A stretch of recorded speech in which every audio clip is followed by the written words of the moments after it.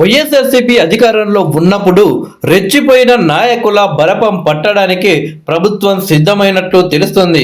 తాజాగా వైఎస్ఆర్సీపీ మాజీ ఎంపీ నందిగం సురేష్ అరెస్టుకు ఏర్పాట్లు సిద్ధమైనట్లు వార్తలు వస్తున్నాయి. పోలీసులు అరెస్టు చేస్తారని భయపడ్డారా? కోర్టు తీర్పు రావడమే ఆలస్యం. అబ్స్కాండ్ అయ్యారా? అరెస్టు భయంతో స్టేట్ దాటి వెళ్లిపోయారా అంటే అవుననే ప్రచారమే జరుగుతుంది.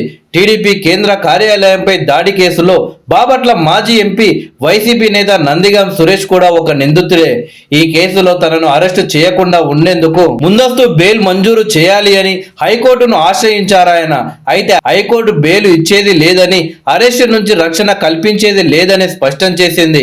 ఈ మేరకు స్పష్టమైన ఆదేశాలు కూడా జారీ చేసింది. హైకోర్టు తీర్పు నేపథ్యంలో మాజీ ఎంపీ నందిగం సురేష్ ను అరెస్టు చేసేందుకు ఆయన ఇంటికి పోలీసులు వెళ్లారు. అయితే ఆయన ఇంట్లో లేరని అక్కడ ఉన్న సిబ్బంది పోలీసులకు సమాచారం ఇచ్చారు. దీంతో పోలీసులు వెనుదిరిగి వెళ్లిపోయారు. హైకోర్టు ముందస్తు బెయిల్ పిటిషన్ కొట్టివేయడంతో సురేష్ భయంతో అజ్ఞాతంలోకి వెళ్లినట్లు ప్రచారం జరుగుతుంది. పోలీసులు వస్తారని ముందస్తు సమాచారం అందుకొని ఇంటి నుంచి పారిపోయారని తెలుస్తుంది. పోలీసులు అరెస్టు నుంచి తప్పుకునేందుకు నందిగం సురేష్ స్టేట్ దాటిపోయే అవకాశం ఉందని ప్రచారం అయితే జరుగుతుంది.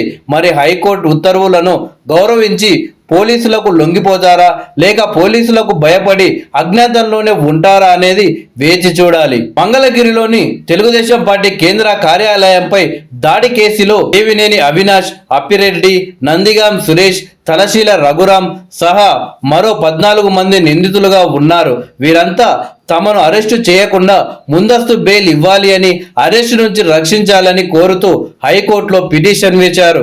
ఈ పిటిషన్ను విచారించిన ధర్మాసనం బెయిల్ ఇచ్చేందుకు నిరాకరించింది.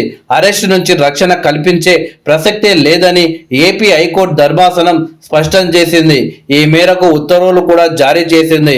ఇలా మొత్తానికి వైఎస్ఆర్సీపీకి ఒక బిగ్ షాక్ అయితే తగిలింది.